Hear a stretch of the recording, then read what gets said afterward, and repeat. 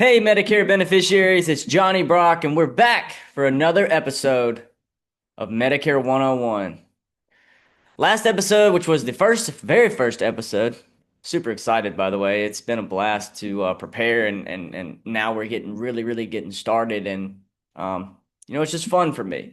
I've helped so many people over the years, and to give back to the community and the consumer.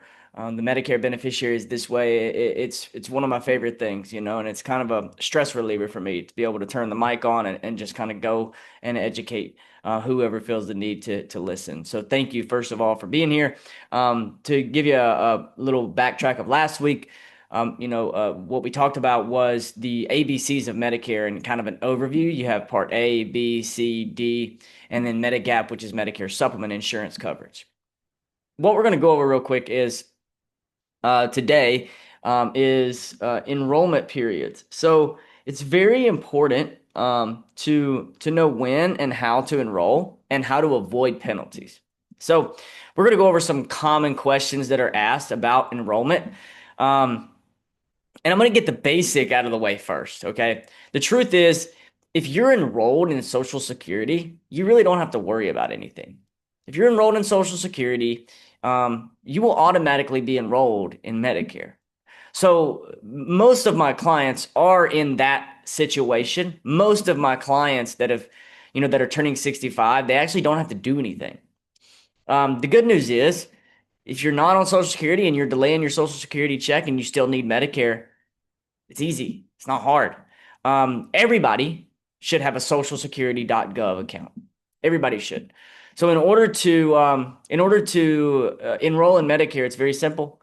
You go to socialsecurity.gov. If you've already got an account, you log in. If you don't, you create one, which it is a little bit difficult. Why is it a little bit difficult? Because it's the government. It's your Social Security. It's very um it's secretive, I guess you could say. They don't want anybody logging into your Social Security account. So they're going to make sure that it's you before they allow you in.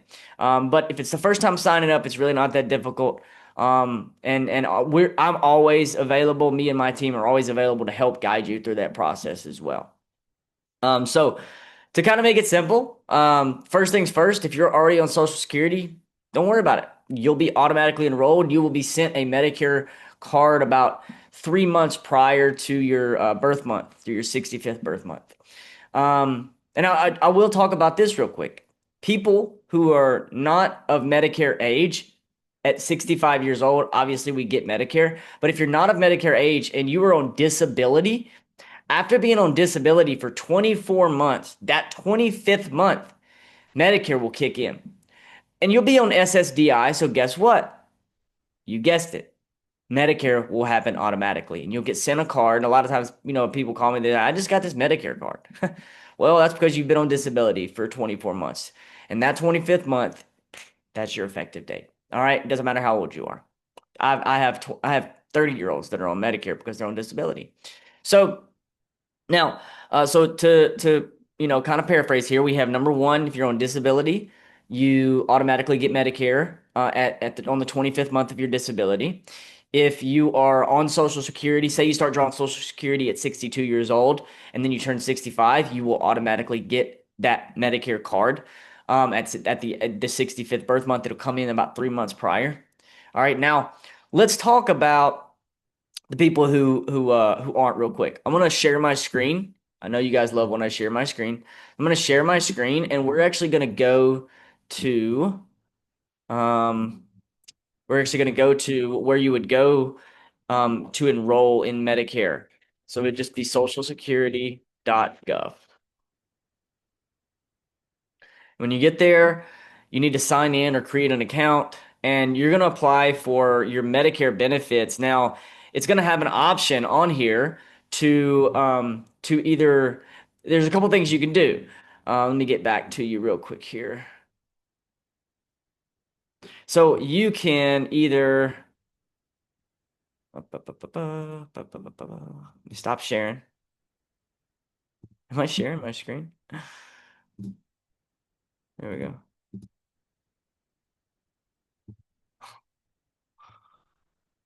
Boom. There we go. So you can either You can either enroll in Medicare A and B, or if you, let's say you're working, if you're working or your spouse is working and you have other credible coverage, and that other credible coverage is better, subjective, it's always subjective. It's more adequate for you, right?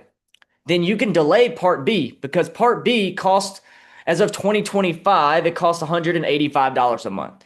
Most clients of mine don't want to pay that unless they have to, obviously. So what they do is, if you have other credible coverage elsewhere, you're in some sort of situation where you don't need to enroll in Medicare, you can delay that Part B because you have other credible coverage. A lot of veterans will ask me, um, do I have other credible coverage with the VA? Well, no, it doesn't count as other credible coverage. The drug coverage counts as other credible drug coverage, which is good, but it doesn't count as other credible coverage.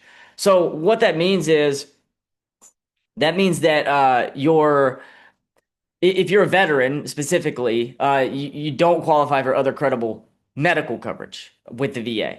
Now, you could still opt out of Part B. I don't recommend it. I recommend a part to keep Medicare as your secondary insurance. And that's just kind of a little tidbit because I'm sure there's going to be veterans watching this, right? But the next thing I want to talk about is important, and what it's in regards to is Medicare Part A and B.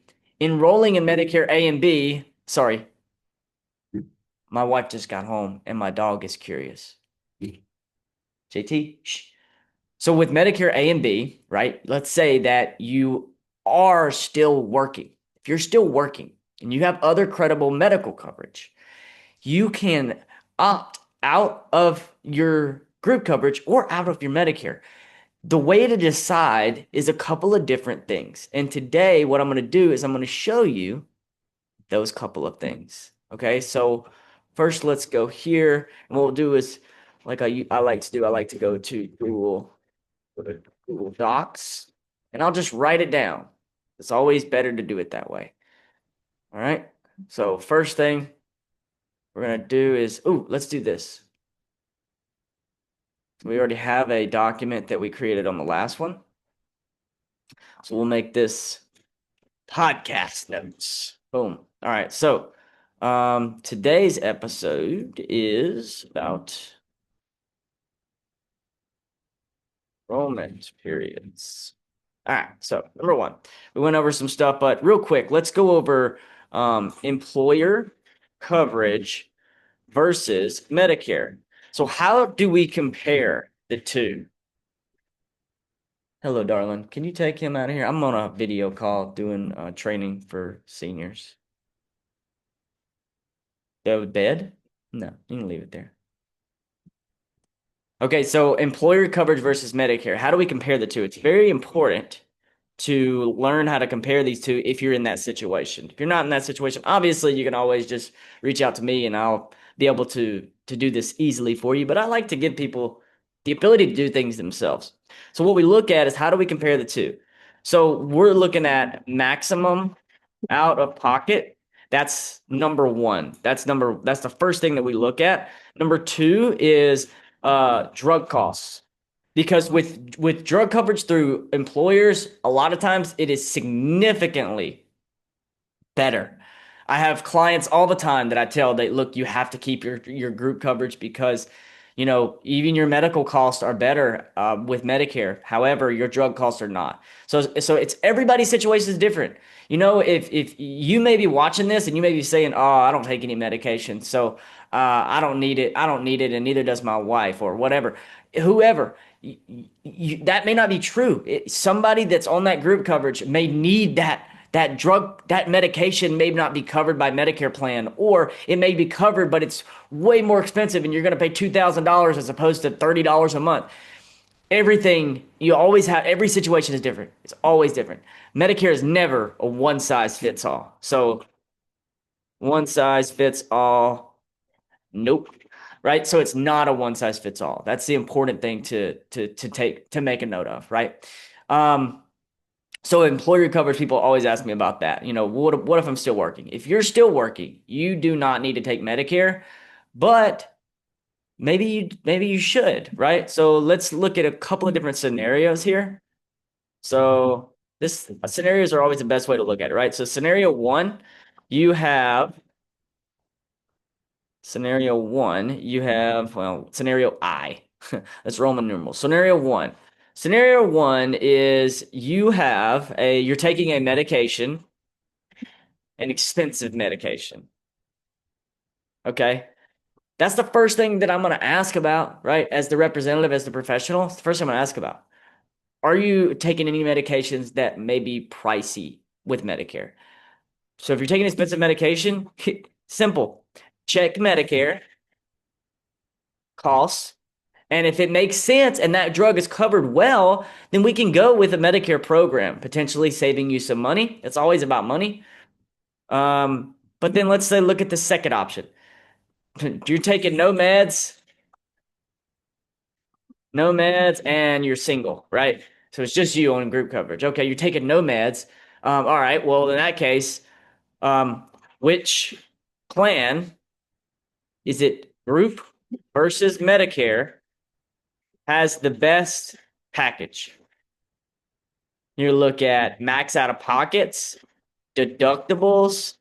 You're going to look at benefits with Medicare. A lot of times, if you choose Medicare Advantage, you get dental, you get vision, you get hearing, critical illness coverage. A lot of times with Medicare, you get critical illness package built in. Phenomenal.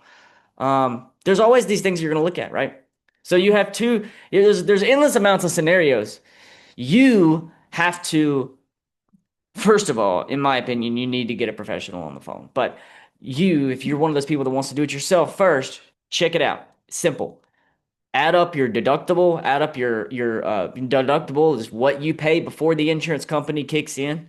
Add up your max out of pocket. How much out of pocket, worst case scenario, are you going to be with Medicare versus your group coverage? How much is the cost monthly? If Medicare costs a bunch of money, or let's say your group coverage costs $500 a month and it's the best coverage you can get, but Medicare costs $250 and you're paying, the only difference is that you're paying a few copays. You have to weigh your options. But I've helped over 3,000 people, and the truth is, you just need to have a representative. But the podcast is not to tell you that you need a representative. This information is there to guide you and just give you information if you're one of those people that likes to learn. That's all it is. So, um, two different scenarios. You either need the group coverage or you don't need the group coverage. The group coverage either costs you more or it costs you less for Medicare.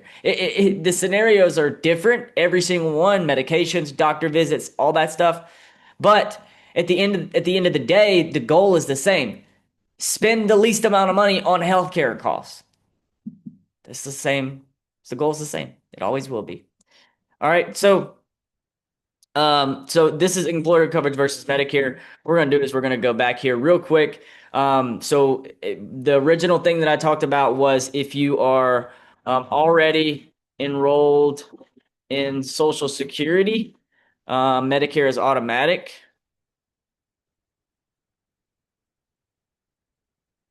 Medicare is automatically active, and you're sent a Medicare card 3 months before your birth month, before your birth. So there you go. Now, the next thing on here that we would talk about was the opposite of that, right? Let's say you're not enrolling. So you're not enrolling into Medicare or not enrolling into Social Security until, let's say, 67, right? But you need Medicare, right? You go to Social Security.gov and you enroll in Medicare. Simple. All right. So now what we're going to end with today is penalties. This is important. And it's very, very simple. Okay. It's very simple. If you have other credible coverage, you don't have to worry about it. All right. Now, the qualifications of other credible coverage, of course, the government makes it complicated. They make it kind of silly, but I'm going to kind of go over it real quick.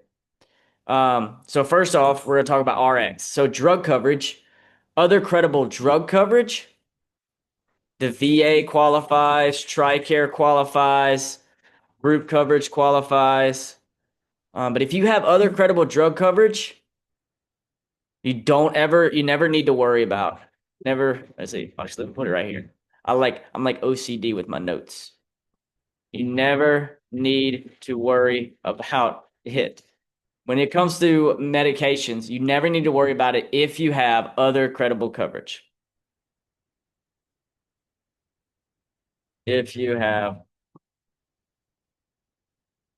other credible coverage. If you have other credible coverage, you're good. VA, TRICARE, group coverage, you don't have to worry about anything. So, give you an example. Let's say that you're a veteran, right? You're a veteran and you just get Medicare and you have a Medicare Advantage only plan to get a Part B reduction for your Medicare Part B. And then it turns up that you need to get drug coverage later down the road, 2 years later. Instead of having the penalty, you're not going to have the penalty because VA qualifies as other credible coverage. All right. So now, what is the penalty? So for drugs, what is the penalty?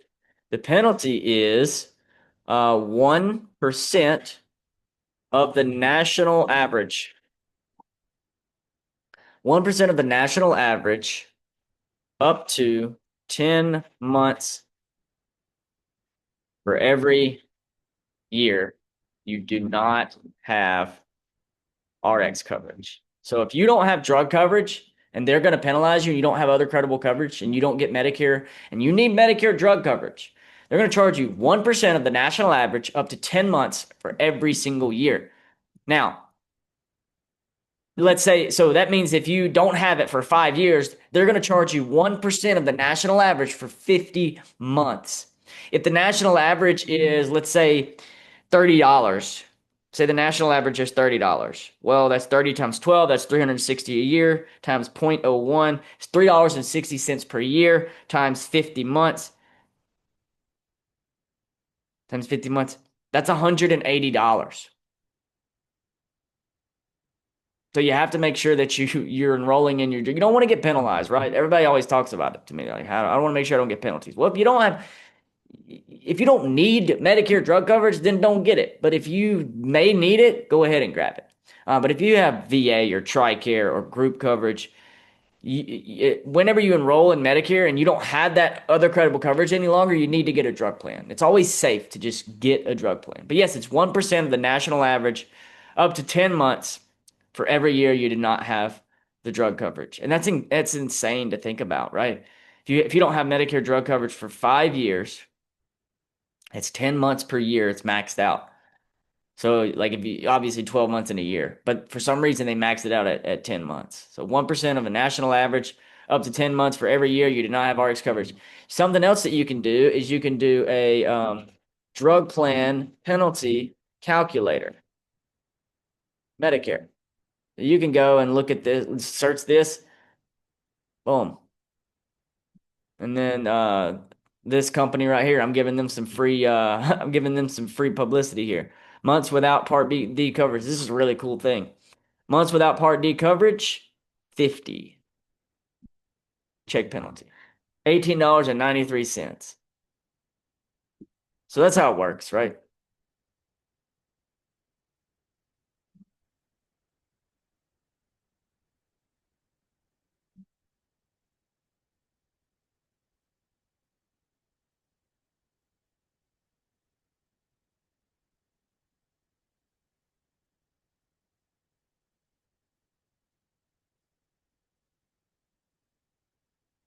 Mm. All right. So when it comes to your penalties, it's just important to make sure that you don't miss them. But if you want my honest opinion on it, they're not that expensive, right? It's just not that expensive. You have 1% of the national average, up to 10 months per year. Um, let's look at how that's calculated. How is the drug plan penalty Calculated. I was missing something there in a second. That's why I was like 180. That sounds high. It's calculated on how long you went without credible prescription drug coverage. 1% of base premium times number of covered months. Oh, I know what it was. I miscalculated. I did 10%. So earlier when I calculated it, I was like 180 bucks. That's kind of high. I didn't say anything about it, but it's when you do the calculations, you have to do times 0.01%. You don't want to do zero point 0.1 because that would be 10%. So the average premium with Medicare on a drug plan is $35 times 0.01. That's 35 cents. So 35 cents times 50 months, $17.50. Makes a lot more sense. It's not that expensive, not that big of a deal. However, you can avoid it. But if you have other credible coverage, you don't have to worry about it. Whenever you enroll in that drug plan, in order to do away with the penalty, all you have to do is your representative, like myself, we can help you send in a form that makes it to where it's they waive that penalty. It's very, very simple. After the enrollment is processed, they'll send out a letter and say you have a penalty. If this is wrong, you can send this to this address and we'll waive it. Very, very simple. So now penalties. Last thing we're gonna go over. Penalty for Part B. Part B penalty is actually 10% for every year. So if you look up Part B premium penalty calculation, instead of being 1%, it's actually just 10%, I believe. Yeah. So it says here, let me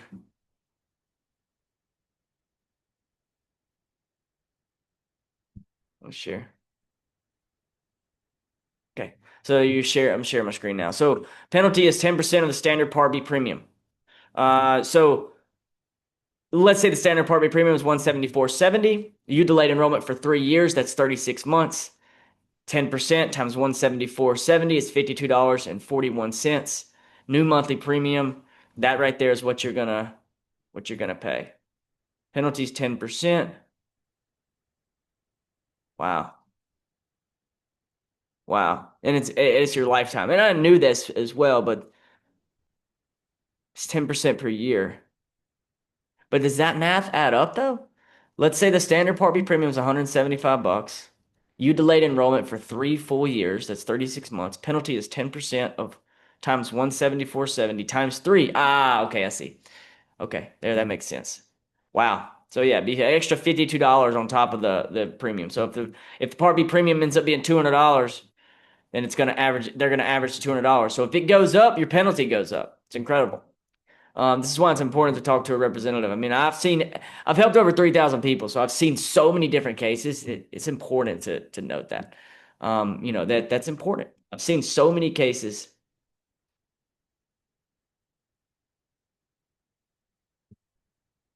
All right. Well, this stuff's boring. It's boring people to death. I know. So today's episode was about enrollment periods and how to avoid penalties. It's pretty simple when it comes to enrollment periods and penalties and all that. My advice is get with me, get with one of my representatives, which you can always reach out in the description. And there's plenty of different ways. Um, but yeah, I appreciate you tuning in today. This is the most boring topic. Next week, I'm excited because next week we're going to dive into original Medicare versus Medicare Advantage. And it's really going to break down some things. And really, that's the most important part, right? Original Medicare, do I want to get a Medicare supplement or do I want to get Medicare Advantage? We're going to take the deepest of dives into it. And I'm looking forward to it. And I'm excited. So I will see you next week. God bless you. God bless the USA. And God bless Medicare.